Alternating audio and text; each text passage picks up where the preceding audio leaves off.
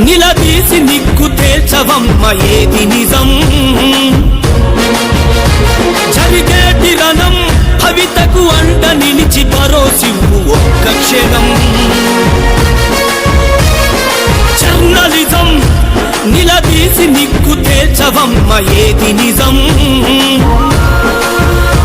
జరిగేటి రణం భవితకు అండ నిలిచి భరోసివ్వు ఒక్క క్షణం. రణభూమిని తలపిల్చే రాక్షస గుంపులకు కలచెదిరి కన్నీళ్లతో మిగిలిపోయిన మనకు జరుగుతున్న బతుకు యుద్ధము వార్తగా వాస్తవాన్ని రాయవెందుకు. జర్నలిజం నిలదీసి నిక్కు తేల్చవమ్మ ఏది నిజం. Good morning. మా మేడారం టీవీ ఛానల్కు స్వాగతం, సుస్వాగతం. ఇంటి ముందర తులసి చెట్టు ఎంత ముఖ్యమో, ఇంటి ముందర తులసి చెట్టు ఉండడం వల్ల ఆ ఇంటికి ఎంతో రక్షణ, దుష్ట శక్తులు నివారణ, ఆ ఇంటి కుటుంబ సభ్యులు, చుట్టుపక్కల ప్రాంతాల వారికి కూడా మంచి జరిగే కోసమే ఇంటి ముందట తులసి చెట్టును ప్రతి గృహిణి పెడుతూ ఉంటారు, పూజిస్తూ ఉంటారు. ఆ తల్లులందరూ కూడా మా మేడారం టీవీ తరఫున పదాభివందనాలు. ఇక రాజకీయ విషయానికి వస్తే కూడా ఇంటి ముందర తులసి చెట్టు ఎలాగో కొందరు రాజకీయ నాయకులు కూడా అలాగే ప్రజల్ని ప్రేమిస్తారు, గౌరవిస్తారు, ఆరాధిస్తారు, వారి కష్ట సుఖాల్లో పాలు పంచుకుంటూ ఉంటారు. ఇలా ఎందరో రాజకీయ నాయకులు ముందుకు సాగి ప్రజాభిష్టం మేరకు ఉన్నత శిఖరాల్ని అధిరోహించిన వారు ఎందరెందరో ఉన్నారు. ఇవి పాటించని వారు కాలగర్భంలో కలిసిపోయిన వారు ఉన్నారు. పదవులు ఉన్నా లేకున్నా ప్రజల పక్షాన నిలబడ్డ వారే ప్రజా రక్షకులు, ప్రజల శ్రేయోభిలాషులు. ఈ కోవకు చెందిన వారే ప్రముఖ రాజకీయ నాయకులు ఇప్పుడు మన దగ్గర ఉన్నారు.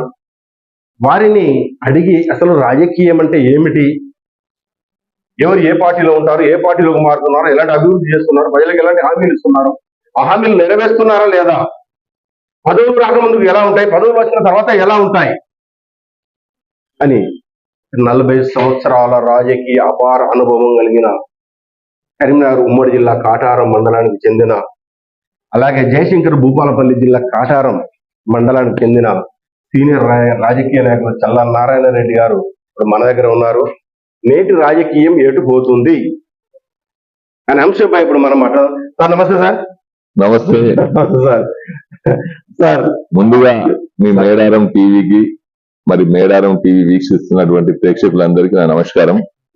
మరి ముఖ్యంగా మంతని నియోజకవర్గ ప్రజలకి, మేధావులైనటువంటి మా మంతని నియోజకవర్గ ప్రజలు మరి ధర్మానికి, న్యాయానికి, ఒక సాంప్రదాయానికి ప్రతీక అయినటువంటి ఒక మంతని నియోజకవర్గం మేధావుల గడ్డ. ఈ గడ్డను పరిపాలిస్తున్నటువంటి ప్రస్తుత శాసనసభ్యులు, మంత్రి గారైనటువంటి దుద్దుల శ్రీధర్ బాబు గారిని ఈ ప్రాంత ప్రజలు 6 సార్లు ఓట్లేసి 5 సార్లు ఎమ్మెల్యే గెలిపించారు.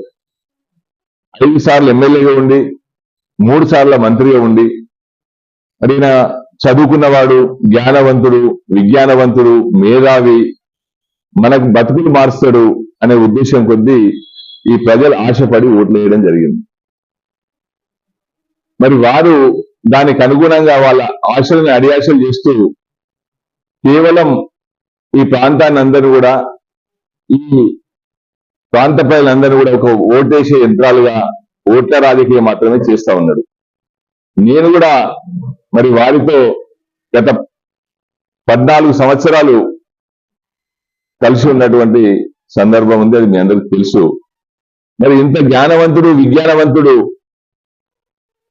మరి ప్రాంతానికి ఒక మెడికల్ కాలేజో, ఒక ఇంజనీరింగ్ కాలేజో, ఒక పాలిటెక్నిక్ కాలేజో, ఒక ఐటీఐ కాలేజో, అంటే పాలిటెక్నిక్ కాలేజ్, ఐటీఐ కాలేజీ మాత్రం కాటారంలో వచ్చింది. అది ప్రజలకు సౌకర్యం లేదు, కనీసం లాట్రిన్ బాత్రూమ్ కూడా లేవు, ఇన్ఫ్రాస్ట్రక్చర్ లేదు. అది పేరుకు మాత్రమే ఇక్కడ జంగల్లో కట్టారు. మరి ఇక్కడ ఒక నర్సింగ్ కాలేజ్ కానీ, ఇది వ్యవసాయ ఆధారిత ప్రాంతం, ఇక్కడ ఒక అగ్రికల్చరల్ యూనివర్సిటీ లేదా ఈ కాటారం మండల కేంద్రం, ఇది వారి సొంత మండలం, ఇక్కడ 100 పడకల ఆసుపత్రి లేదు, 3 సార్లు మంత్రి అయినా. ఇక్కడ ఒక ఎంఆర్ఐ స్కానింగ్ మిషన్, ఒక స్కానింగ్ మిషన్, ఒక అల్ట్రాసౌండ్, ఒకటి కిడ్నీ పేషెంట్లకు డయాలసిస్ మిషన్ పెట్టాల్సిన అవసరం ఉంది. ఏమీ లేదు, డాక్టర్ లేరు, టెక్నీషియన్ లేదు. అదే పక్కనకు ఉన్నటువంటి మాదేపూర్ మండలంలో ఎప్పుడూ హాస్పిటల్ నిర్మాణం జరిగితే కనీసం అక్కడ కూడా 100 పడకల ఆసుపత్రి లేనటువంటి పరిస్థితి. గత ప్రభుత్వం ఒక డయాలసిస్ మిషన్, ఒక అల్ట్రాసౌండ్, ఒక స్కానింగ్ మిషన్ ఇస్తే దానికి టెక్నీషియన్స్ లేరు, సరైన డాక్టర్ లేరు. అది ఒక బూత్ బంగ్లా లాగా ఉంది. ఇంత పెద్ద గౌరవప్రదమైన పోస్ట్ లో ఉన్నటువంటి మంత్రి గారు ఏమాత్రం పట్టించుకోకుండా మరి ప్రజలను వంచిస్తా ఉన్నాడు. నేను అందుకనే మంత్రి నియోజకవర్గ ప్రజలని నేను విజ్ఞప్తి చేస్తా ఉన్న, మేధావులైనటువంటి మీరు ప్రజలు ఆలోచించండి. ఇన్ని సంవత్సరాలు మరి ఒకే కుటుంబానికి, శ్రీపాదరావు గారికి అదేవిధంగా వీరికి అధికారం కట్టబెడితే వీళ్ళేమనుకుంటా ఉన్నారు, ప్రజల అధికారం అంటే నీకు ఇచ్చిన అధికారం ఎక్కడది? ప్రజల దయాదాక్షిణ్యాలతో ప్రజలు పెట్టిన భిక్ష ఏ రాజకీయ నాయకుడికైనా. ఆ ప్రజలు పెట్టిన భిక్షతో నీకు అధికారం వచ్చింది, కానీ అధికారం నీ జాయిగా భావించొద్దు. ఒక సేవకుని ఉండి సేవ చేయాల్సిన అవసరం ఉంది. వాస్తవంగా ఆలోచిస్తే ఆ కుటుంబానికి ఈ నియోజకవర్గ ప్రజలు వాళ్ళ జన్మంతా సరిపోని చేసి సహాయం చేసింది. వీళ్ళు జన్మ ఉన్నంత వరకు, జీవితం ఉన్నంత వరకు సేవ చేసినా రుణం తీసుకోలేనటువంటి అవకాశం కల్పించింది. కానీ వారి కుటుంబం రాజకీయంగా, ఆర్థికంగా చాలా అభివృద్ధి చెందింది. కానీ ఈ ప్రాంతంలో కనీసం మా సొంత ఊరు ధన్వాడలో మేమేం అడుగుతున్నాం, ఒక ఫంక్షన్లు కట్టి దీన ప్రజలు, తిండికి లేని వాళ్ళు ఉన్నారు, గుడిసెలు ఉన్నాయి. కనీసం ఆ ఊర్లో ఒక మహిళా సంఘ భవనం లేదు, ఒక అమాలి సంఘ భవనం లేదు, ఒక కాప్ సంఘ భవనం లేదు, ఒక గౌడ్ల సంఘం భవనం లేదు, ఒక కమ్యూనిటీ హాల్ లేదు, ఒక మంచి హాస్పిటల్ లేదు, ఏమీ లేదు. ఈ మధ్యన ఆ రోడ్స్ కూడా గౌరవనీయులు ప్రధానమంత్రి గారు ఇచ్చినటువంటి ఉపాధి హామీ నిధులు, ఈజీఎస్ నిధులు చేస్తే వాటిని వేయడం జరిగింది. అది గత ప్రభుత్వంలో. ఇప్పుడు ఈయన చేసింది 5 పైసలు లేదు. అక్కడ సొంత ఊర్లోనే, ఆ ఊర్లో హిందీవాడ ఒక ఎస్సీలు ఉంటారు, చిన్న చిన్న పూరి గుడిసెలున్నాయి, అవి కూడా గట్టిలేని పరిస్థితి. వారు మాత్రం బ్రహ్మాండమైన ఒక రాజభవనం కట్టుకున్నారు, రాజమహల్ కట్టుకొని జీవిస్తా ఉన్నాడు. అది కూడా కట్టుకొని ప్రజల నరదృష్టి పడుతుంది, ఈ గుడిసెలలో ఇది కనిపిస్తే బాగుండదు, విమర్శలు వస్తున్నాయని దానికి పచ్చడి కవర్ వేసిండు. చెప్పడానికి ఏంటి, కోతల కోసం వేసాడు, కానీ కోతల కోసం కాదు, 2 ఉన్నాయి అలా. చల్లదనం ఒకటి, నరదృష్టి పడకుండా ఈ రకంగా చేస్తూ పరిపాలిస్తా ఉన్నాడు.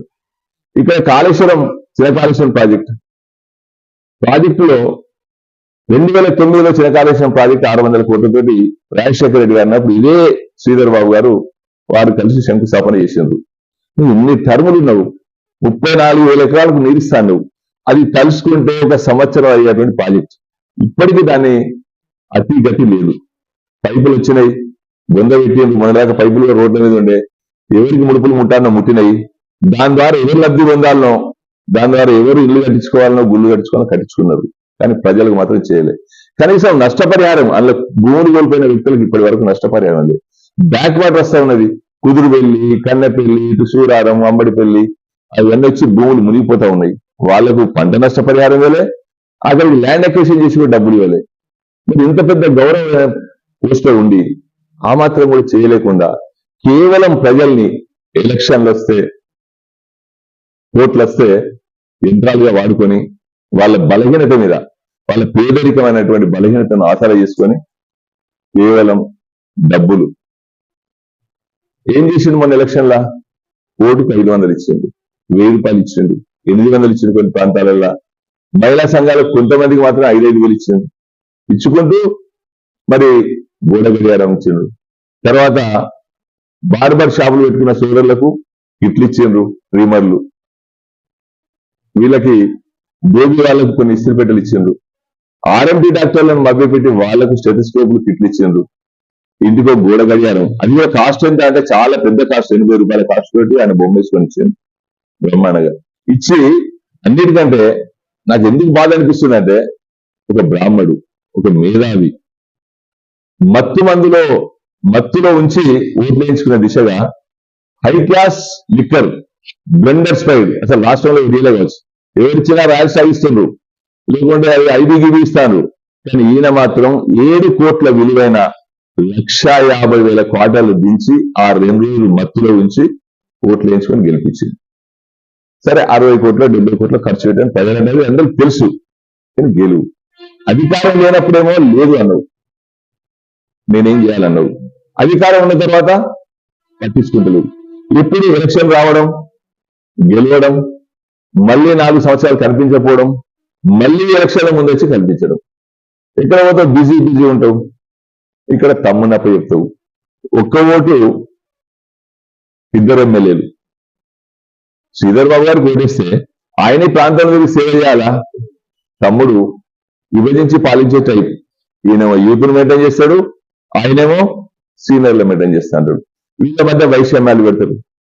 ఇంకా బాధాకరమైన విషయం ఏంటంటే, ఈ ప్రాంతంలో కులాల మధ్య శిచ్చులు, మతాల మధ్య శిచ్చులు, ఆఖరి కుటుంబాల మధ్య శిచ్చులు, ఆఖరికి వాళ్ళ సొంత పార్టీ నాయకుల మధ్య కూడా శిచ్చులు పెట్టి మనశ్శాంతి లేకుండా చేసి వాళ్ళను అవమానాలకు గురి చేస్తూ ఉన్నారు. ఇంకొక బాధాకరమైన విషయం ఏంటంటే, ఇవాళ శ్రీధర్ బాబు గారు మంత్రి పాపం ఏదో ఆశతో వీళ్ళు హైదరాబాద్ పోతారు. వీళ్ళు మార్నింగ్ ఉదయం 9 గంటలకు కాలు కిరాయి తీసుకొని పోయి ఉంటే రాత్రి 10 గంటలకు అపాయింట్మెంట్ ఇస్తారు. అది కూడా చిట్టీలు ఇస్తే, స్లిప్ రాసియాలి, రాసిస్తే అపాయింట్మెంట్. అంటే ఎంత దుస్థితి. కాంగ్రెస్ పార్టీ నాయకులు, ఈ ప్రాంత కార్యకర్తలకి చిట్టీలు ఇచ్చే సంస్కృతి. అదే ఆయన దగ్గర వాళ్ళు మాత్రం, ఆయన వేరే బిజినెస్ పరంగా ఉన్న మాత్రం స్టాండర్డ్ పోతా ఉంటారు. మళ్ళీ అరే ఏమైనా ఎందుకు వచ్చారు ఖర్చు పెట్టుకొని అంటారు.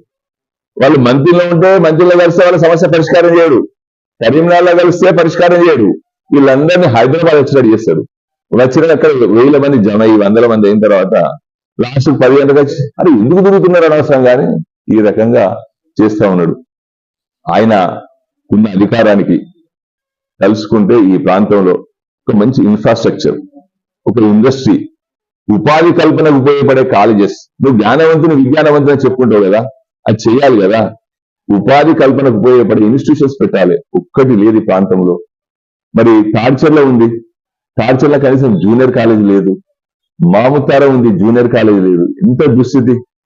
ఎప్పుడో మా నాన్నగారు చేసేండు, ఏం చేసేండు, ఇందిరా మిల్లు ఇచ్చినామంటారు. ఇందిరా మిల్లు నీ కాదు కదా, అది రాష్ట్ర ప్రణాళికలో భాగంగా, స్టేట్ పాలసీలో భాగంగా గౌరవనీయులు మహానుభావుడు రాజశేఖర రెడ్డి గారు ప్రాంతాలకు, కులాలకు, పార్టీలకు అతీతంగా ఎన్ని లక్షల మంది అడిగితే 1 లక్షల మందికి ఇచ్చేసింది. నువ్వు ఎవరైనా చూడలేదు. ఒక్కని మంత్రి కాన్ఫరెన్స్ కి రాలే కదా, మొత్తం తెలంగాణ రాష్ట్రం అంతటి కూడా వచ్చినాయి. దాన్ని మేము ఇందిరా మిల్లు ఇచ్చినామని చెప్పుకుంటారు. అసలు నీకే సంబంధం? నువ్వు ఉన్నా లేకున్నా, అప్పుడున్న తెలుగుదేశం ఎమ్మెల్యే ఉన్నా, ఇంకో పార్టీ ఎమ్మెల్యే ఉన్నా ఇల్లు వచ్చినాయి. కానీ ఇప్పుడు నువ్వేమంటున్నావు, నేను ఇల్లు ఇచ్చిన. అసలు నువ్వెవరు ఇవ్వడానికి? నువ్వు ఉన్నా లేకున్నా ఒక స్టేట్ ప్రణాళిక అనేది ఉన్నప్పుడు నువ్వు ఉన్నా లేకున్నా అధికారులైనా చేస్తారు. సార్ చిన్న రిక్వెస్ట్, మీ సొంత విలేజ్ సార్? మా సొంత విలేజ్ ధన్వాడ సార్. మంత్రి శ్రీధర్ బాబు దేవునండి, వాళ్ళది కూడా ధన్వాడే సార్. మీరు ఫస్ట్ ఏ పార్టీలో ఉన్నారు? నేను ఫస్ట్ కాంగ్రెస్ పార్టీలో ఉన్నా సార్. మీరు కాంగ్రెస్ పార్టీలో నుండి ఒక 10-15 సంవత్సరాలు అదే కాంగ్రెస్ పార్టీ టీంతో మీరు అంచెలంచెలుగా ఎదిగారని ఇప్పుడు ప్రజలు అనుకుంటున్న మాట ఇది. ఇప్పుడు ఎందుకు టార్గెట్ మంత్రి శ్రీధర్ బాబునే మీరు చేస్తున్నారు? అసలు ఆయన టార్గెట్ కాదు. మేము ప్రతిపక్ష పార్టీలో ఉన్నాం, ప్రజల పక్షాన పోరాడేటువంటి స్థానంలో ఉన్నాం. కాబట్టి నువ్వు అధికారంలో ఉండి అడుగుతున్నావు. నువ్వు అధికారంలో ఉండి మంత్రి కాకపోతే అధికార పార్టీలో నేను అడగాల్సిన అవసరం మాకు లేదు. ఆయన టార్గెట్ చేయలే. మీరు 13 సంవత్సరాలు కాదు, 27 సంవత్సరాలు కాంగ్రెస్ పార్టీలో నేను జీవనం సాగించిన. ఇది దయచేసి మీ ద్వారా ప్రజలకు తెలియాలి, అపోహ పోవాలి. ఎందుకంటే నేను 27 సంవత్సరాలు ఉన్నప్పుడు వీళ్ళతో ఎలాంటి సంబంధం లేకుండా శ్రీపాదరావు గారు ఉన్నప్పుడు నేను ఆయన సొంత అన్న మీద పోటీ చేసి గెలిచిన. అది ఏ రోజులు అనుకుంటున్నావు? అప్పుడు చెప్పులు కూడా వాళ్ళ ముందర తొడగలేని రోజులు, వాళ్ళకు ఎట్టి చేసేటువంటి రోజులల్లా వాళ్ళ అన్న పైన సర్పంచ్ గా నేను గెలవడం జరిగింది వీళ్ళకి వ్యతిరేకంగా. ఒకటే ఊరు కనుక కలిసి పనిచేసినాం.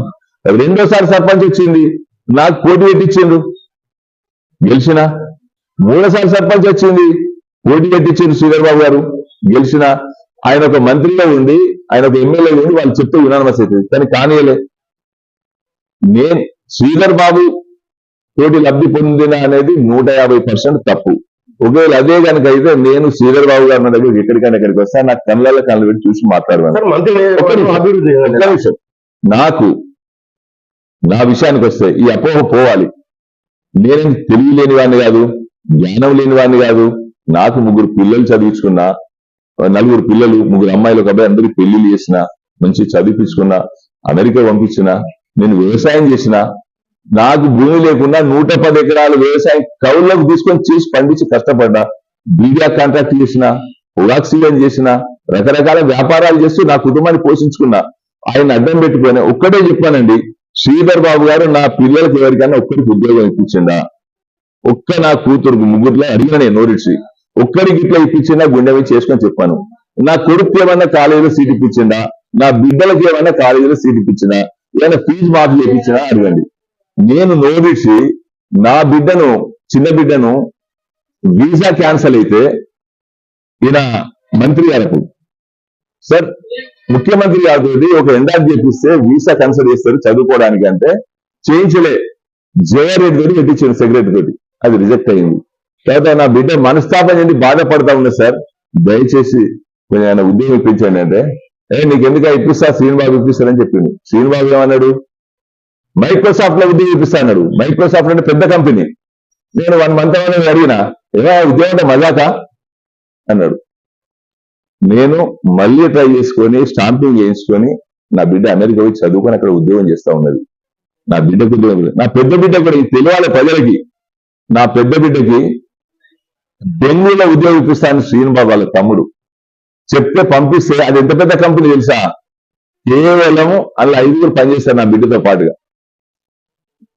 6 నెలలు అక్కడ ఉండి పనిచేసే రూపాయి జీతం ఇవ్వలే. ఆ చిన్న కంపెనీ, రెండోది 5 మొత్తం, అందులో 3 మొగలు, 2 ఆడోళ్ళు నా బిడ్డతో పాటు. నేను ఉండలేని డాడీ అని ఏడ్చి తీసుకొని వచ్చిన. 1 రూపాయి జీతం ఇచ్చిందా?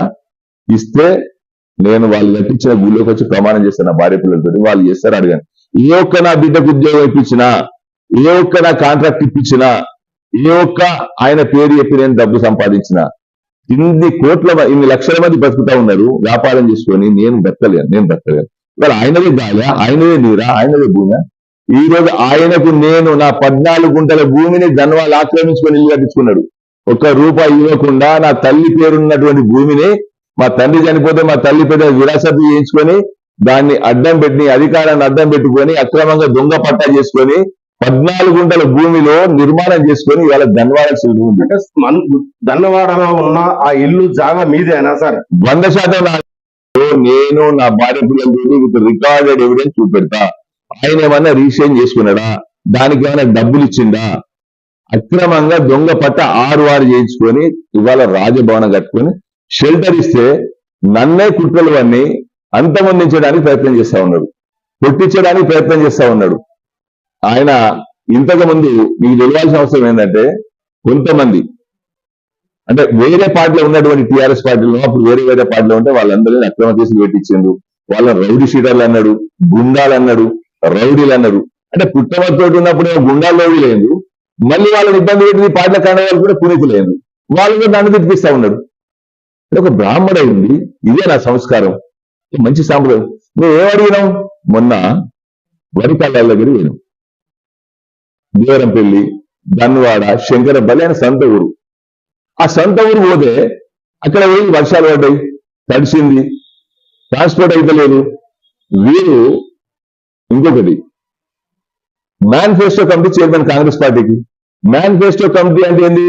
చైర్మన్ అంటే ఒక ఖురాన్, ఒక బైబిల్, ఒక భగవద్గీత, అలాంటి పవిత్రమైనది దాన్ని పెట్టి మేనిఫెస్టో కమిటీ చైర్మన్ గా ఉండి 6 వాగ్దానాలు చేసినావు, ఒక్కటే అమలు చేసినావు.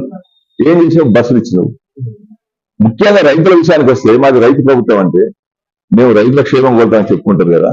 మరి అక్కడ ఉన్న వడ్లకి క్వింటాల్కి బోనస్ 500 ఇస్తాన్నారు కదా, ఇవ్వండి శ్రీధర్ బాబు గారు, ఇప్పించండి మీ సొంత మండలం కదా అని అడిగినాం తప్ప. ట్రాన్స్పోర్ట్ అయ్యలేదు చేయమన్నాం, తరువు ఇస్తా ఉన్నారు, తరువు కూడా చేయమన్నాం. నేను పోయి మాట్లాడిన DCO తోటి DM తోటి మాట్లాడి వెహికల్స్ తెప్పించిన. దాన్ని చెయ్యండి శ్రీధర్ బాబు గారు అని అంటే మమ్మల్ని గుర్తిస్తా ఉన్నారు, గుర్తిపిస్తారట.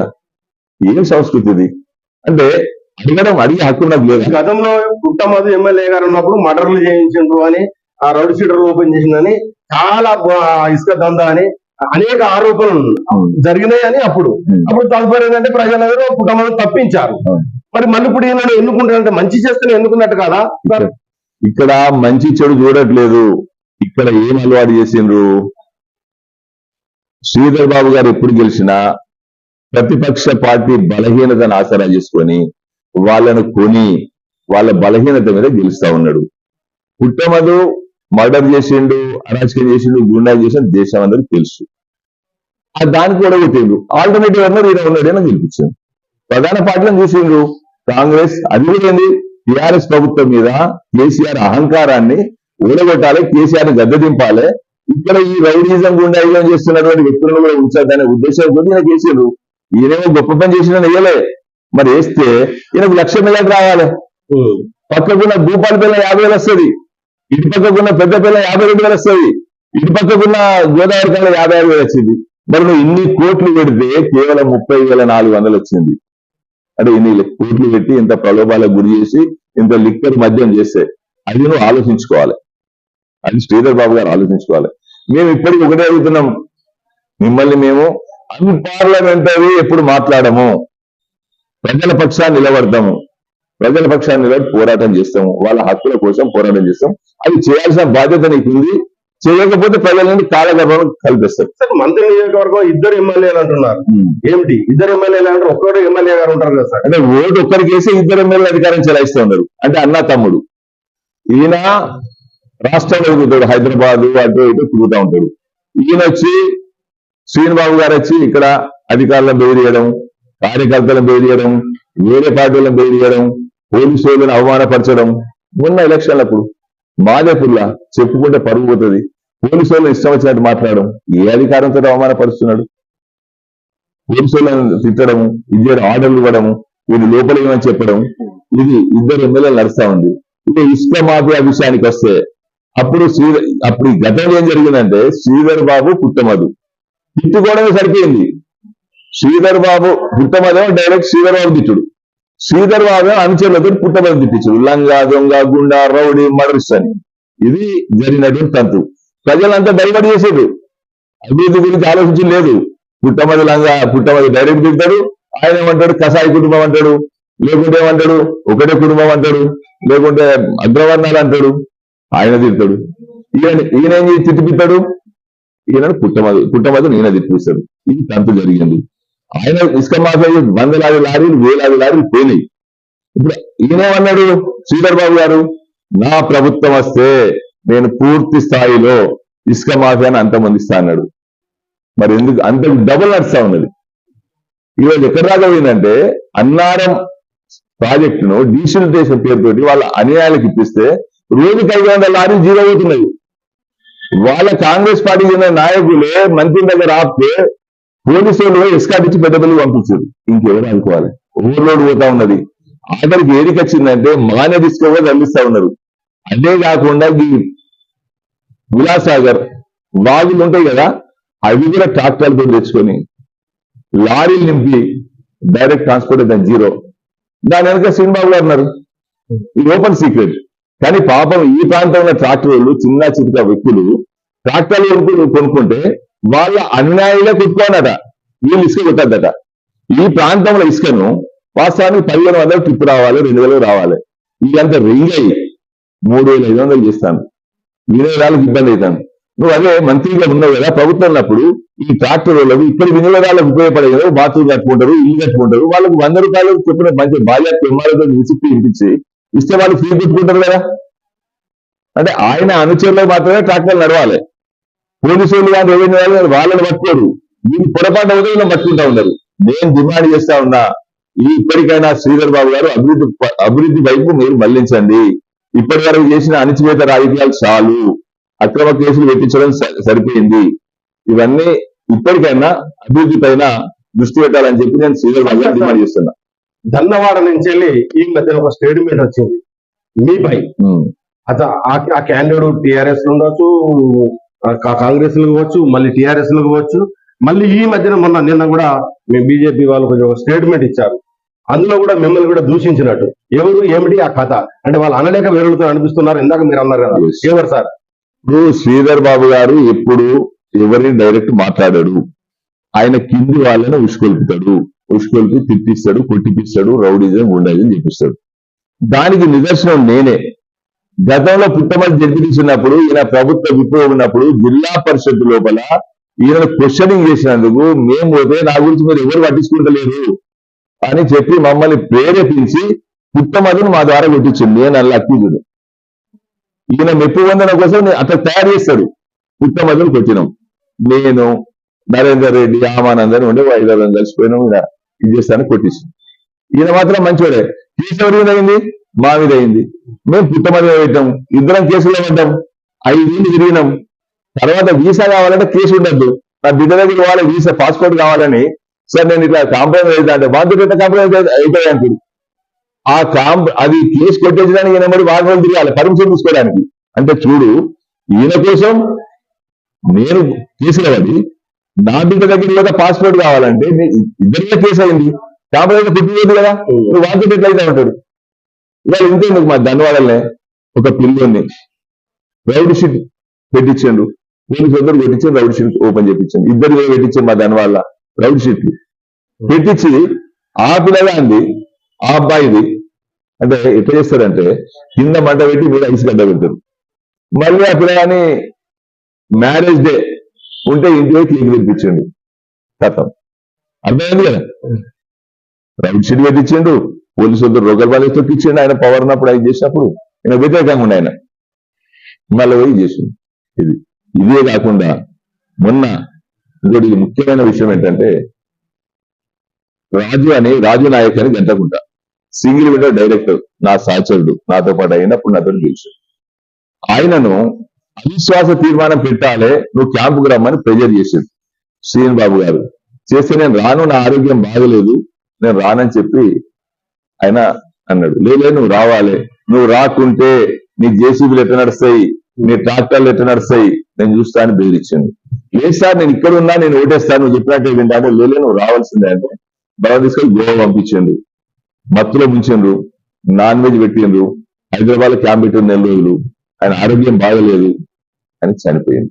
కేవలం వీళ్ళ స్వార్థం కోసం, వీళ్ళ రాజకీయ పబ్బం గడుపుకొని, వీళ్ళ అహంకారం అంటే అది అహంకార దాహం తీసుకోవడానికి ఉపయోగించింది. ఆయన చనిపోయాడు. ఆయన చావుకు ప్రధానంగా కారణం శ్రీ బాబు గారు. వాళ్ళ భార్య కూడా చెప్తాను, వాళ్ళ తల్లి చెప్తా ఉంది, వాళ్ళ తమ్ముడు వాళ్ళ అన్న ఏడుస్తా ఉన్నారు, మా అనవసరంగా మా కుటుంబాన్ని నాశనం చేసిండ్రు అని చెప్పంటే మొన్న శ్రీధర్ బాబు గారు పరామర్శించిండ్రు. అది అడిగింది, అసలు మీరేమంటే అయింది, మీ తమ్ముడు చనిపోకపోతుండే, నా భర్త నా పరిస్థితి ఏంటంటే, అమ్మ అది పక్క పెట్టమ్మా, నేను నీ కుటుంబాన్ని నేనున్నాను ఆదుకుంటా. ఇట్లా 1000 మంది కన్నడి వరకు ఎవరు చనిపోయినా పోయి నేనున్నా ఆదుకుంటామని ఆదుకోలేదు. ఏ ఒక్క కుటుంబాన్ని ఆర్థికంగానో, ఏ ఒక్క కుటుంబానికి ఉద్యోగపరంగానో, ఏ ఒక్క కుటుంబానికి ఇల్లు వచ్చిన చరిత్ర ఒకటి చెప్పానండి. నేనేం డిమాండ్ చేస్తా ఉన్నా, మా సహచరుడు ఆ కుటుంబం నాశనం కావడానికి ప్రధాన కారకమైన మీ కుటుంబం, మీరు వాళ్ళకి 50 లక్షల రూపాయలు వాళ్ళ కుటుంబానికి నష్టపరిహారం ఇవ్వాలి. అదేవిధంగా ఆయన చిన్న కొడుకు సాఫ్ట్వేర్ ఇంజనీర్, ఆయనకు ఉద్యోగం ఇప్పించాలి. ఏమంటాడు, వాళ్ళ ముందర ఫోన్ చేసినట, నేను మాట్లాడతామా అని. నువ్వు ఐటీ మినిస్టరు, నువ్వు ఇమ్మీడియట్ గా ఎన్ని రోజుల లోపల ఆ అబ్బాయికి ఉద్యోగం ఇప్పిస్తావు. ఇప్పించి నీ చిత్తశుద్ధిని చాటుకోవాలి, ఆ కుటుంబాన్ని ఆదుకోవాలి. ఖచ్చితంగా కుటుంబానికి 50 లక్షలు నష్టపరిహారం ఇవ్వాలి, ఆ పిల్లగానికి ఉద్యోగం ఇవ్వాలి. ఎన్ని రోజులు ఇప్పిస్తారో చెప్పాలి శ్రీధర్ బాబు గారు. ఏం చేయలేదు శ్రీధర్ బాబు గారు అని అంటున్నారు. అంటే వాళ్ళ సుదీర్ఘ రాజకీయంలో మంత్రి నియోజకవర్గంలో జరిగినంత అభివృద్ధి ఎక్కడ జరగలేదు, ఇంకా కూడా ఇప్పుడు జరగబోతుంది అని అనడం వలన కదా ఇప్పుడు మళ్ళీ కూడా ప్రజలు గెలిపించారు. అంటే మీరు ఏం చేయలేదని మీరు ఆరోపిస్తున్నారు. ఒక్కటే, మీరు మీ కళ్ళకి కనిపిస్తలేదా? ఇవాళ ధన్వాడ కానే మొదలుపెట్టి ఆయన పక్క ఊరు ఉడిపించవు, పందుల గుడిసెలు ఉన్నాయి, అదేనా అభివృద్ధి? ఇల్లు మీద ఇల్లు ఉన్నది, అదేనా అభివృద్ధి? ఉద్యోగాలు ఇప్పించింది ఎవరికన్నా? ఏ ఒక్క యువకునికన్నా? నిరుద్యోగ బుద్ధి ఇస్తా అన్నారు, నిరుద్యోగ బుద్ధి ఇచ్చిందా? ఇంట్లో నుంచి మాదపూర్ ప్రాంతంలో మా ముత్తారం, కనుకునూరు, ముక్కునూరు, నీలంపల్లి, ఇక్కడ ఎంకపల్లి, రాపల్లి కోట, ఆ ఇల్లు చూడు, నీకు అభివృద్ధి కనిపిస్తుంది. అదే సిద్దిపేట చూడు, ఆయన నీలాగా మంత్రే కదా. ఆ సిద్దిపేట చూడు, అక్కడ medical college, tank bands, walking tracks, ఉద్యోగాలు, అన్ని ఇన్ఫ్రాస్ట్రక్చర్స్, కుల సంఘ భవనాలు అన్ని ఉన్నాయి. నువ్వు అది సిరిసిల్లవో, అది గజ్వేలువో, మరి వాళ్ళు నీలా మంత్రులే కదా. మరి నువ్వు ఇవాళ ఎంత పెద్ద మంత్రి అంటే, ఈయన ఇప్పుడు ఏం చెప్తా ఉన్నాడు? ముఖ్యమంత్రికి సలహాలు ఇస్తా, నేను మామూలు వ్యక్తిని కాదని చెప్తా ఉన్నావు. షాడో సీఎం, మరి నువ్వేం చేస్తావు? 6 నెలల సమయం అయింది, కలుసుకుంటే 2 నెలలు ఇవన్నీ చేయొచ్చు కదా, ఎందుకు చేస్తలేవు? అంటే ఈ ప్రజలను అభివృద్ధి చేస్తే ఓట్లు వేయాలని ఆయనకు తెలుసు. రాజనీతి శాస్త్రాన్ని క్షుణ్ణంగా చదివినటువంటి మహానుభావుడు కాబట్టి రాజనీతి శాస్త్రాన్ని పూర్తి అవలంబిస్తాడు. అంటే సమస్య పరిష్కరిస్తున్నట్టు కనబడాలి, కానీ పరిష్కరించబడద్దు. కార్యకర్తలు, నాయకులు, ప్రజలు ఎప్పుడు కూడా సంక్షోభం, సంఘర్షణ ఉండాలని కోరుకుంటాడు. ఆ పద్ధతిలో సక్సెస్ అవుతారు, దాన్ని అవలంబిస్తా ఉన్నాడు. ఏం అభివృద్ధి చేసిందో చెప్పాను, మీ ముంగడికి ఎక్కడికి పెట్టా నేను వస్తా, ఆయన అభివృద్ధి చూపించాలి. గవర్నమెంట్ లో వచ్చే కొన్ని జనరల్ వస్తా ఉంటాయి. ఇలా లెఫ్ట్ వింగ్ నుంచి సెంట్రల్ 100,000 కోట్లు తీసుకురావచ్చు. ఈ ప్రాంతాన్ని అంతా బ్రహ్మాండంగా చేయొచ్చు, డబుల్ చేయొచ్చు, నేషనల్ చేయొచ్చు. అటువంటిది ఏం లేదు కదా. ఎక్కడ ఒక్కసారి ప్రజల జీవన విధానం చూడు, యువకులు చూడు ఎంతమంది ఖరాబ్ అవుతున్నారో, గంజాయికి అలవాటు పడి, మందుకి అలవాటు పడి, విచ్చలు తిరిగి పాపం ఇదవుతారు, ఉద్యోగాలు లేక. కనీసం వ్యవసాయం చేసుకున్నామంటే నీరు లేదు కదా. ఇంత పెద్ద ప్రాజెక్టు అక్కడ కడతారు కాళేశ్వరంలో. నువ్వు ప్రతిపక్ష ఎమ్మెల్యేవు, మంత్రి చేసిన నా ఈ చిన్న కాళేశ్వరం ప్రాజెక్ట్ అయితేనే నీ పనులు నెరవేరుస్తా అని చెప్పొచ్చు కదా, ల్యాండ్ ఎక్వేషన్ రాయిస్తా అని చెప్పి అడ్డం పెట్టచ్చు కదా. అంటే నీ కడుపు నిండితే వీళ్ళ గురించి పట్టించుకోకుండా 6 సంవత్సరాలు, ఇన్ని సంవత్సరాల నుంచి 34 రూపాయలు బిల్లు ఉన్నాయి, బిల్లు లేవు, ఇంకా నీ అభివృద్ధి ఏంటి? ఆలోచించాలి. నేను అందుకని అంటున్నా, ప్రజలారా ఇప్పటికైనా ఆలోచించండి. ఈ రాజకీయాలు మనకు హక్కు ఉంది, మనం ఏమడుగుతున్నాం, వాళ్ళని దూషిస్తలేము. అభివృద్ధి ఏమంటున్నాం, మరి కాదా, చేయలేదా, చేత కాదా చెప్పాలి. అంటే మంతరి నియోజకవర్గ ప్రజలకు మీరు ఏం చెబుతున్నారు సార్? అంటే వాళ్ళ అభివృద్ధి పదంలో మేము ముందు దూసుకెళ్తున్నాము అని ఒక వర్గం, అభివృద్ధి జరగడం లేదు అని మరి కొందరు. అంటే ఇప్పుడు మంత్రి నియోజకవర్గ ప్రజలు నిజాన్ని నమ్ముతున్నారా, అబద్ధాన్ని నమ్ముతున్నారా? ఇక్కడ ఆయనకుండే అదృష్టం ఏంటంటే, మనిషి చూడడానికి అందంగా ఉంటాడు, సౌమ్యంగా ఉంటాడు, ఎర్రగా ఉంటాడు, బ్రాహ్మడు, మంచివాడనే పేరు తెచ్చుకున్నాడు. ఎట్లా అది కూడా హిందువులందరినీ లంగలు చేస్తాడు, చేపించేది ఈయన లంగతనం, చేపించిన మంచివాడు అయితే వాళ్ళు లంగం చేస్తాడు. ఈయనకు మ్యాన్ పవర్ ఉంది. ఉదాహరణకి ధనవాడు ఉంది, చిన్న సబ్ సెంటర్ గంగారోడ్ కట్టి అక్కడ కట్టింది, అది ఆ గవర్నమెంట్ అయింది. మా సార్ దవాఖాన కట్టించినని 1000 మంది చెప్తారు, ప్రజలు నమ్మిస్తా ఉన్నారు. అంటే అబద్ధాలతో నడుస్తా ఉన్నది, నిజంతో నడుస్తలేదు. మీరే టీవీ పట్టుకొని చూడండి పోయి. ఊళ్ళో అభివృద్ధి అంటే ఏంది? ఊళ్ళో ఉద్యోగాలు ఉండాలి, గుడిసెలు కనిపించద్దు, రోడ్లు ఉండాలి, మంచినీటి సౌకర్యం ఉండాలి, తర్వాత నీటిపారుదల సౌకర్యం ఉండాలి, తర్వాత ఇన్ఫ్రాస్ట్రక్చర్ అంటే కాలేజీలు, తర్వాత ఏమైనా వృత్తి విద్యా కోర్సులు ఇవి ఉండాలి, మంచి హాస్పిటల్స్. నేను ఇంకొకటి మంత్రి నియోజకవర్గ ప్రజల తరఫున డిమాండ్ చేస్తా ఉన్న భారతీయ జనతా పార్టీ తరఫున శ్రీధర్ బాబు గారికి, అయ్యా నువ్వు చాలా మేధావి, జ్ఞానవంతుడు, చదువుకున్న వ్యక్తి కదా, ఒక్కసారి ఢిల్లీ వెళ్ళి అక్కడి విద్యా విధానం చూడు, అక్కడి స్కూళ్ళ లాగా ఫస్ట్ నీ కాన్స్టిట్యూన్స్ లో అమలు చేసి తర్వాత రాష్ట్రంలో చేయమని విజ్ఞప్తి చేస్తా ఉన్నా. కార్పొరేట్ స్కూళ్లను మించి తలదన్నే విధంగా ప్రభుత్వ పాఠశాలలు ఉన్నాయి. ఆయన సొంత ఊరు ధన్వాడ ఒకసారి పాఠశాల కూడా ఆ పరిస్థితి ఎట్లా ఉందో అతుకుల బొంతలాగా ఉంది. కాబట్టి అదొకటి చేయమని డిమాండ్ చేస్తా ఉన్నా. మేము ఏం ఆయన దూషిస్తలేము, నీకు ప్రజలు అధికారం ఇచ్చేందుకు, ప్రభుత్వం ఉంది, నీ చేతిలో ఉంది, దాన్ని చేయమంటున్నాం. ఢిల్లీ వెళ్ళి కేజ్రీవాల్ గారు, ఆయన ఏ పార్టీ అయినా కావచ్చు, విద్యా విధానం, హాస్పిటల్స్ చాలా బ్రహ్మాండంగా ఉన్నాయి. హాస్పిటల్స్ ఎట్లా ఉన్నాయి? కార్పొరేట్ హాస్పిటల్ కంటే ఎక్కువ ఉన్నాయి. ఇవాళ లండన్, కెనడా వెళ్ళు, ఎన్ఆర్ఐ మినిస్టరు, ఐటీ మినిస్టరు వెళ్ళి చూసి కేవలం విద్యా వైద్యం చేస్తే సగటు మానవ జీవిత విధానం మారుతుంది, వాళ్ళ కుటుంబం బాగుపడుతుంది. ఇలా మంచి కాలేజ్, స్కూల్, ఫ్రీ ఎడ్యుకేషన్ ఇస్తే సంవత్సరానికి 2 లక్షలు కట్టే అవసరం లేదు, 2 లక్షలు ఉంటాయి. నువ్వు హాస్పిటల్లో ఫ్రీగా ట్రీట్మెంట్ తీసుకుంటావు, ఆ 50,000 లక్ష మిగులుతాయి కదా. ఇవాళ 10 లక్షల రూపాయలు చేశాను ప్రజలు వాళ్ళు వలుపుతా ఉన్నారు. 10 లక్షల రూపాయలకు అన్ని రోగాలకు అన్ని హాస్పిటల్ ఎందుకు చేస్తారు? ఇప్పుడు ఆరోగ్యశ్రీ ఉంది, 5 లక్షలు కానీ 10 లక్షలు చేశాను, ఏం లాభం నీకు? పోతే గర్భసంచి ఆపరేషన్ చేయాలని ఒకడంటాడు, మోకాలు ఆపరేషన్ చేయాలని ఇంకొకడంటాడు, నా దగ్గర కిడ్నీకి లేదని ఇంకొకడంటాడు, ఒక దగ్గర హార్ట్ లేదంటారు. అట్లా నువ్వు ఎందుకు చట్టం తీసుకురావు? ఈ 10 లక్షల వరకు ఏ హాస్పిటల్ అయినా కార్పొరేట్ హాస్పిటల్ ట్రీట్మెంట్ చేయాలని చెప్పి ఎందుకు చెప్పవు? ఏం లాభం ఈ 10 లక్షలు ఇచ్చి? ఎందుకు ఆలోచిస్తున్నారు? నేను ప్రజలు అదే అడుగుతాను, ఒకసారి ఆలోచించండి. మనం ఎక్కడైనా ఆయనను తిట్టుకోలేదు, అన్పార్లమెంటరీ మాట్లాడలేదు, ఇది మన హక్కు, ప్రాథమిక హక్కు. ఆ ప్రాథమిక హక్కును వినియోగించండి. మేధావులు అయినటువంటి మంత్రి ప్రజలారా, దయచేసి మీ అందరికీ దండం పెట్టి చెప్తా ఉన్నా, ఈ పరిస్థితిని ఇప్పటి వరకు 40 సంవత్సరాల నుంచి తంతు జరిగింది. ఇక్కడ నుండన్నా ఈ మనం వెనుకబడినటువంటి దాన్ని ముందుకు తీసుకురావడానికి మీరంతగా ప్రశ్నించండి, అడగండి, అడిగి పని తీసుకోండి. నేను శ్రీధర్ బాబు గారిని కూడా చెప్తా ఉన్నా, అయ్యా నువ్వు చేసే కాడికి చేసినావు ఈ రాజకీయం, అనగదొక్కడము, కేసులు పెట్టించడము, ఇబ్బంది చేయడం చేసినావు. ఈ కానుండైనా నువ్వు కొంచెం అభివృద్ధి వైపు మళ్లించి నీ అంటూ మార్క్, ఇక్కడ మేము ఎక్కువ అడుగుతలేము, కనీసం ఇక్కడ మార్చుడు లేదు. అయితే నువ్వు హాస్పిటల్ అంటే మంచిగా లేదు, ఎవరైనా ఆత్మహత్య చేసుకోను, అప్పుల బాధకు, లేకుంటే యాక్సిడెంట్ అయితేనో, లేకుంటే పురుగుల మంది అయి చనిపోతానో, శివ పరీక్ష చేసానికి లేదు, మాదెప్పుడు పోవాలి? ఉదాహరణకి మొన్నగా మలహర్ మండలానికి చెందిన రాజు యాదవ్ అన్నాడు, ఆయన యాదవ్ సంఘం అధ్యక్షుడు. ఆయన 2 చిన్న పిల్లలు అక్కడ వరకు చనిపోయింది చెర్లో. వాస్తవానికి డాక్టర్ అక్కడికి పిలిపించి పోస్ట్ మార్టం చేయించచ్చు.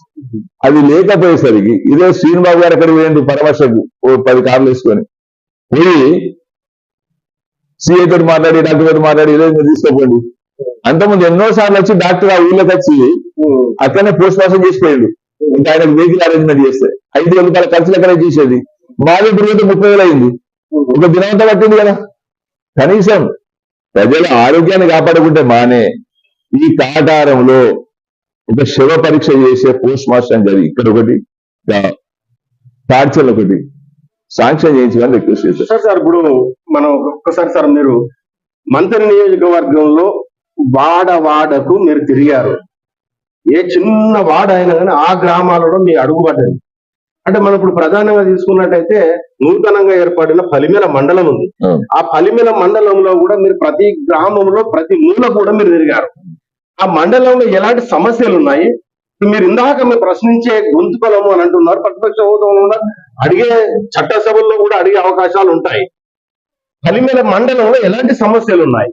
మీరు ఇప్పుడు రాష్ట్ర ప్రభుత్వానికి ఏం చెబుతున్నారు? అసలు ఇక్కడ పలిమెల మండలంలో అనేకమైన సమస్యలు ఉన్నాయి.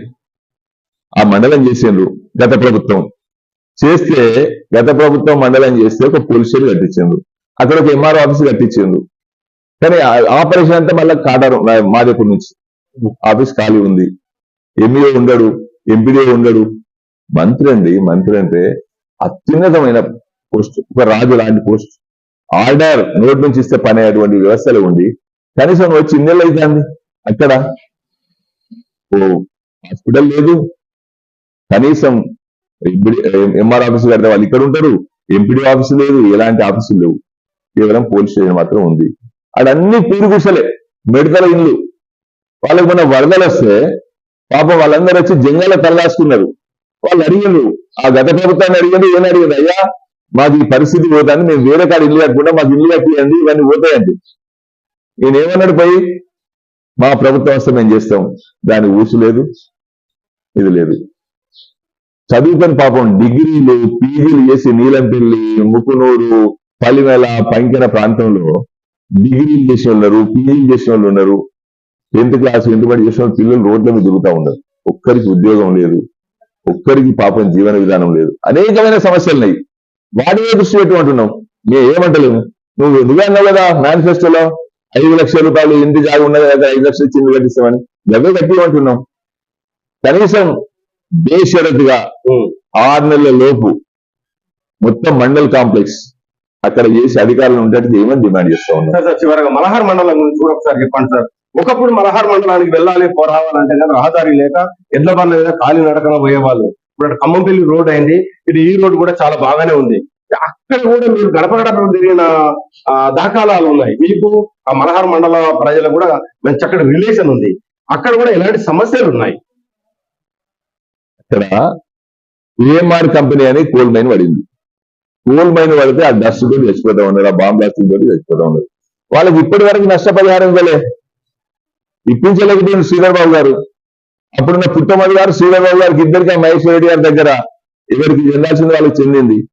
ఇంకొకటి, అక్కడ ఒక జూనియర్ కాలేజ్ లేదు, అక్కడ ఒక హాస్పిటల్ లేదు, అక్కడ కనీసం అంటే ఈ ఏదైనా మైనింగ్స్ ఉన్నాయి కదా, నువ్వు మైనింగ్ ఇంజనీరింగ్ కాలేజ్ కనుక పెట్టినట్టయితే ఇప్పటికీ మన వాళ్ళు ఆఫీసర్లే ఉండేటోళ్ళు. కానీ అక్కడ ఏముంది, ఆఫీసర్లేం బయట వాళ్ళు, జీతగాళ్ళేం మన వాళ్ళు. మళ్ళీ బయట నుంచి తెచ్చి ఉద్యోగాలు పెట్టుకుంటున్నారు. నువ్వు ప్రాంత నాయకునిగా, అధికార పార్టీ వ్యక్తిగా లోకల్లోకి ఉద్యోగాలు ఇచ్చేవా? బయట నుంచి వచ్చి ఉద్యోగాలు చేస్తారు, ఇక్కడ ఏదో తిరుగుతా ఉన్నది. అక్కడ కేవలం రోడ్స్ అనేది మీరు ఒకటి చూడాలి, అవన్నీ గత ప్రభుత్వంలో అయినాయి. ఈ రోడ్స్ ఇన్ఫ్రాస్ట్రక్చర్ అనేది ఎవరైనా ఏ ప్రభుత్వం ఉన్నా కొంత మామూలుగా చేస్తూ ఉంటారు. ఇవాళ ఏది డెవలప్మెంట్ అంటే మోడీ గారిని చూసి నేర్చుకోవాలి. ఏం చేసిన డెవలప్మెంట్ 1947 to 2014 వరకు నేషనల్ హైవేస్ అప్పుడున్న ప్రభుత్వాలు రోజుకి 11 కిలోమీటర్లు ఇస్తే, ఈనాడు మోడీ గారు వచ్చిన తర్వాత డైలీ సగటున 37 కిలోమీటర్ల నేషనల్ హైవే రోడ్లు వేస్తాను. అదేవిధంగా రైల్వే లైన్స్ అప్పుడు 67,000 ఉంటాయి, ఇలా 1,47,000 కిలోమీటర్లు రైల్వే లైన్ వేసి ఒక 10 సంవత్సరాల కాలంలో. అంటే 1947 నుంచి 2014 వరకు ఎంత అయిపోయిందో ఈ 9.5 years అంత డెవలప్మెంట్ అయ్యింది. ఇవాళ మొన్న కూడా మీరు చూసుంటారు, నిన్ననే Kazipet to Manuguru Ramagundam railway line, అది డెవలప్మెంట్ అంటే. ఇవాళ పేద ప్రజలకు వ్యాక్సిన్ ఇచ్చిండు, బతికిచ్చిండు. 130 కోట్ల మందికి ఫ్రీగా వ్యాక్సిన్ ఇచ్చి బతికిడమే కాకుండా ప్రపంచంలో ఉన్న బీద దేశాలకు కూడా వ్యాక్సిన్ ఇచ్చి బతికిచ్చి మహానుభావుడు అనిపిస్తున్నాడు. ఆకలికి అలవడించదని 5 కిలోల బియ్యం ఫ్రీగా 5 సంవత్సరాలు ఇస్తూ ఇంకా 5 సంవత్సరాలు ఇస్తా అంటాడు. అదే కాదు, ఇంకేం చేస్తాడు, ఇవాళ డిజిటల్ మనీ ట్రాన్సాక్షన్ అమెరికా లాంటి దేశానికి అది కావడానికి 10 సంవత్సరాలు పట్టింది. మన ఇండియాలో మోడీ గారు 3 years లో వేయించింది డిజిటల్ మనీ ట్రాన్సాక్షన్. గది డెవలప్మెంట్ అంటే, గది ఇన్ఫ్రాస్ట్రక్చర్ అంటే. ఇంతకుముందు ఎయిర్పోర్ట్లు 74 ఉండే, ఇప్పుడు 156 అయినాయి. గది డెవలప్మెంట్ అంటే. ఏదో చేసి ఊళ్ళో 5 లక్షల సిమెంట్ రోడ్ వేసి, ఆ సిమెంట్ రోడ్లు కూడా సెంట్రల్ గవర్నమెంట్ ఇచ్చిన ఎన్ఆర్జీఎస్ ఫండే కదా, మీ ఫండ్ కాదు కదా, స్టేట్ గవర్నమెంట్ ఫండ్ కాదు కదా. అయినా పోయిన టర్మ్ అంతా నువ్వు అధికారం లేనన్నావు, ఇప్పుడు అధికారంలోకి వచ్చి 6 నెలలు అయింది. ఆడబిడ్డలకు 2,500 నెలలకు ఇస్తా అన్నావు, వాళ్ళు 6 నెలలు అయింది, 15,000 రూపాయలు నష్టపోయినట్టే కదా. ఇలా మొన్న ఒక ఆడ ఏడుస్తా ఉన్నది, వరికాలం కాడికి పోతే, అమ్మా ఏంది పరిస్థితి, నేను 3 ఎకరాలు వేసిన సార్, ఈ ప్రభుత్వం మాకు క్వింటల్కి 500 బోనస్ ఇస్తా అంటే, ఇవాళ నాకు 60 క్వింటాలు అయింది సార్, 30,000 రూపాయలు అయింది కదా, ఆ 30,000 రూపాయలు అయితే నాకు వచ్చేది కదా సార్, నన్ను ముంచినట్టే కదా అని ఏడుస్తా ఉన్నది. అవే చేయమని అడుగుతున్నాం మేము. శ్రీధర్ బాబు గారిని ఏమంటలేము. ఇచ్చిన వాగ్దానాలను అమలు చేసి ఈ ప్రాంతం పైన ప్రత్యేక దృష్టి పెట్టి హైదరాబాద్ పోయి హైదరాబాద్ స్టేట్మెంట్ ఇచ్చి, నేను ఇక్కడ నుండి విజయవాడ నుంచి హైదరాబాద్ నుంచి విజయవాడ రోడ్ కాదు, ఇక్కడ ప్రజలకు చేయి. ఇప్పుడు నువ్వు ఐటీ మినిస్టరు, ఇక్కడ ఒక ఐటీ హబ్ పెట్టి మంత్రి నియోజకవర్గంలో. ఇప్పుడు హరీష్ రావు సిద్దిపేటలో పెట్టిండు, అట్లా నువ్వు ఇక్కడ ఒకటి పెట్టు, ఇక్కడ యువతకు ఉద్యోగం కల్పించు. ఏదో ఎలక్షన్ ముంగట మొక్కుబడిగా ట్రైనింగ్ అని ఇప్పించండు, ఏదో ఇంత కోడిగుడు భోజనం పెట్టి మంచిదే, కానీ వాళ్ళకి ఉద్యోగం ఇప్పించు కదా. పేపర్ల కోసమో ప్రజల దృష్టిని ఇచ్చేసరికి ఓటు బ్యాంక్ రాజకీయాలు దయచేసి మాని, ఇప్పటికైనా అభివృద్ధి ప్రాంతానికి చాలా వెనుకబడి ఉంది, చాలా చేయాల్సి ఉంది, చెయ్యమని మేము డిమాండ్ చేస్తా ఉన్నాం. భారతీయ జనతా సార్ ఇప్పుడు మర్చిపోయాను సార్, ఇప్పుడు స్థానిక సంస్థల ఎలక్షన్స్ వస్తున్నాయి కదా సార్, ప్రజల మీరు అపారమైన అనుభవం రాజకీయ నాయకులు, గ్రామాలలో బీజేపీ పార్టీ నిధులతోనే అభివృద్ధి జరిగింది. గతంలో ఉన్న టిఆర్ఎస్ పార్టీ కూడా దాన్ని కప్పిపుచ్చుకొని కేంద్రం నుంచి వచ్చిన నిధుల్ని వాళ్ళ ఖాతాల్లోకి వేసుకోవడం జరిగిందని కొంతమంది ప్రజలకు అర్థమైపోయింది. అంటే గ్రామ స్థాయిలో అన్ని మౌలిక సదుపాయాలకు కేంద్ర ప్రభుత్వం నిధులే. కానీ ఇప్పుడు స్థానిక సంస్థల ఎలక్షన్స్ వస్తున్నాయి కదా సార్, మీరు ప్రతి గ్రామ ప్రజలకు మీ సందేశం సార్? ఒకటే నేను అదే విజ్ఞప్తి చేస్తా ఉన్నా, ప్రజలారా మంత్రి నియోజకవర్గం మేధావులారా, కేంద్ర ప్రభుత్వం ఏం చేస్తా ఉన్నది, ఇక్కడి రాజకీయ నాయకులు అధికార పార్టీ ఏం చేస్తా ఉన్నది, గతంలో ఉన్న వాళ్ళు ఏం చేసిండ్రు, ఎవరేం చేసిండ్రు విశ్లేషించుకొని వాస్తవికమైన పోయి మనకు ప్రతి వాళ్ళను అధికారంలో ఉన్న ఏ వ్యక్తినైనా అడిగే హక్కు మనకు ఉంది. ఎందుకంటే ఓటు అనే ఆయుధంతో ఓటేసి భిక్ష పెట్టినటువంటి ప్రజలు మీరు, మీకే హక్కు ఉంది. ఇవాళ రాజ్యాంగ నిర్మాతలైన ప్రజలే, ఇవాళ ప్రజలకే హక్కు ఉంది, ప్రజలే ఓనర్లు. కాబట్టి ప్రజల్ని విజ్ఞప్తి చేస్తా ఉన్న ఈ నియోజకవర్గ ప్రజల్ని, సెంట్రల్ గవర్నమెంట్ ఏం చేసింది, కేంద్ర ప్రభుత్వము, అదేవిధంగా స్టేట్ గవర్నమెంట్ గత ప్రభుత్వం ఏం చేసింది, ఇప్పుడున్న ప్రభుత్వం ఏం చేస్తా ఉన్నారు అనేది ఆలోచించి, వాస్తవానికి మీరు అన్నట్టుగా గతంలో ఈ అయిన అభివృద్ధి అంతా కూడా పోయిన ప్రభుత్వం ఏది చేసింది అనుకున్నారు, గత ప్రభుత్వము పోయింది అనుకున్నారు, చేసింది అనుకున్నారు. కానీ ఇప్పుడు అర్థమైంది ప్రజలకి, ఇంకా అర్థం చేసుకోవాలి ఏ గ్రాంట్ ఏ నిధి నుంచి ఏ ప్రభుత్వం ఇచ్చింది, ఏ నాయకుడు చేసిండు అనేది అర్థం చేసుకొని రాబోయే తరాలకు మంచి రాజకీయ సంస్కృతిని తీసుకురావాలని చెప్పి నేను విజ్ఞప్తి చేస్తాను. ఇప్పుడు పట్టభద్రుల ఎమ్మెల్సీలుగా ఖమ్మం, వరంగల్, నల్లగొండ జరుగుతున్నాయి కదా సార్, ఆ నియోజకవర్గంలోని పట్టభద్రులకు మీ సందేశం సార్, పట్టభద్రులు ఓటర్లకు. ఒకటి, పట్టభద్రులు అంటేనే మేధావులు, జ్ఞానులు, విజ్ఞానులు, మేధావులు. వాళ్ళు ఏం చెప్తా ఉన్నారు, మేము ఎలక్షన్ లో భాగంగా ప్రచారంలోకి పోయినాం, వరంగల్ పోయినాం, ఖమ్మం పోయినాం, అదేవిధంగా భూపాలపల్లి పోయినాం, పోతే జనుకో పోయినాం. మేము అందులో 650 ఓట్ల పైన ఉంటారు. వాళ్ళు ఏం చెప్తా ఉన్నారు, మేము గత అసెంబ్లీలో కేసీఆర్ ను గద్దెదించాలని కాంగ్రెస్ పార్టీకి ఓట్లు వేసినాం, క్లియర్. మొన్న పార్లమెంటులో మోడీ గారికి కేంద్రం ఇంపార్టెంట్ కనుక, నేషన్ ఇంపార్టెంట్ కనుక ఆయన చేస్తున్న కార్యక్రమాలు 100 వాళ్ళే చెప్పిండ్రు, చేసి మేము మోడీకి వేసినాం. ఇప్పుడు కూడా ఎమ్మెల్సీగా ప్రేమేందర్ రెడ్డి గారికి వేస్తామని అవుట్ చెప్తా ఉన్నారు.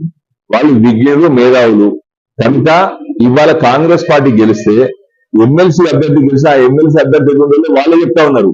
వాళ్ళు ఏమంటా ఉన్నారు, మేధావి అనేది చదువుకున్నాడు ఎవరు కూడా ఆ వ్యక్తికి ఓటేయరు. ఎందుకేయరు అంటే ఆయన క్యారెక్టర్ గురించి. తర్వాత గెలిచినా చేసేది ఏముండదు, అధికార పార్టీలో ఉన్న ఎమ్మెల్సీ హక్కుల గురించి మాట్లాడే హక్కు ఉండదు, వెనుక బెంచ్లో కూకోవాలి, నోరిప్పడానికి ఉండదు. అది టిఆర్ఎస్ అయినా కాంగ్రెస్ అయినా రేపు బీజేపీ ప్రభుత్వం వచ్చినా ఆ ఎమ్మెల్సీ అనేది ప్రభుత్వాన్ని క్వశ్చన్ చేయలేడు. కాబట్టి టిఆర్ఎస్ పార్టీ ఢిల్లీ లేదు, గల్లేదు, వేసినా వేస్తూ ఆయన ఒకరు గెలిచినా మళ్ళీ పార్టీ తెలియని పరిస్థితి. కాబట్టి ఇప్పుడున్న వ్యవస్థ లోపల ఈ సమస్యలు పరిష్కరించాలి, ప్రభుత్వం మెడలు వంచాలి. మరి ఇవన్నీ నిరుద్యోగ సమస్యల గురించి కానీ ఉద్యోగుల హక్కుల గురించి కానీ మాట్లాడాలంటే దానికి సరైనది బీజేపీ పార్టీ, ప్రేమేందర్ రెడ్డి గారే కనుక దయచేసి విజ్ఞులైన మీరు, మేధావులైన మీరు ఆలోచించి ఓటు వేయాల్సిన విజ్ఞప్తి చేస్తా ఉన్నా. Okay, thank you sir. ఇందాక ముందుగా చెప్పాము మేము ఏంటంటే, ఇంటి ముందర తులసి చెట్టు ఉంటే ఆ ఇల్లు చుట్టుపక్కల 10 గ్రామాలతో పాటు మండలాలు కానీ ఇతరత్ర కూడా అన్ని కూడా బాగుపడతాయి అని. కానీ ఇక్కడ మనం ఒకటి గుర్తుంచుకోవాల్సింది ఏమిటి అంటే, తన తప్పు తనకు తెలియదు, తన తప్పుల్ని ఎత్తి చూపిన వారే భగవంతుడితో సమానం అని అంటారు. ఎందుకంటే ఈ రోజు నేను మీడియా పరంగా మాట్లాడుతున్నా కాబట్టి నాలో లోపాలు ఉన్నాయి కావచ్చు, మరొక జర్నలిస్ట్ కూడా నాకు ఆ లోపం ఉంది అని చెప్పాల్సిన అవసరం, బాధ్యత కూడా ఎంతైనా ఉంటుంది. కానీ రాజకీయంలో ప్రతిపక్ష హోదాలో ఉండి మంత్రి నియోజకవర్గంలో జరుగుతున్న అనేక లోపాలని బయటికి తీసి ఇన్ని సమస్యలు ఉన్నాయి ప్రజలారా అని ఇందాక మనకు నారాయణ రెడ్డి గారు చెప్పడం కూడా జరిగింది.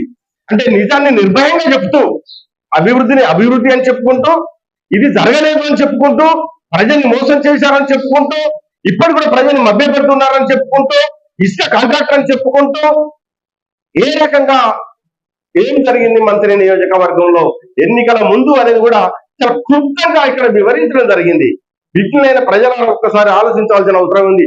అలాగే రానున్న రోజుల్లో జస్ట్ త్వరలోనే స్థానిక సంస్థల ఎన్నికలు ఉంటాయి కాబట్టి గ్రామ స్థాయి నుండి కూడా ప్రజలు ఒకసారి ఆలోచింపజేయాలి.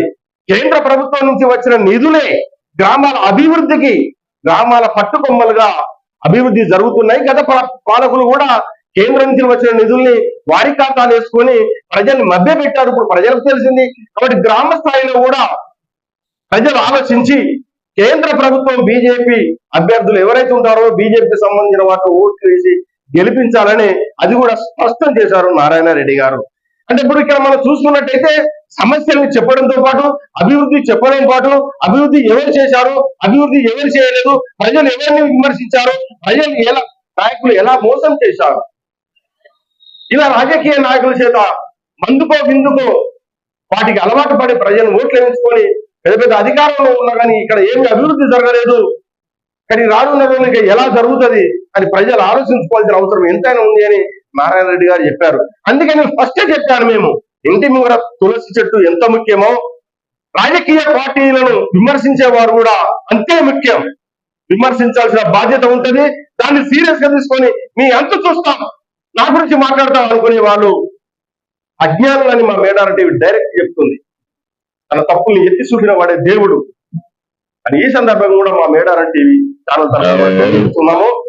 వీడియో జర్నలిస్ట్ జగన్ తో కాటారం నుండి తమ్మయ్య గౌడ్ హోటల్ స్టూడియో.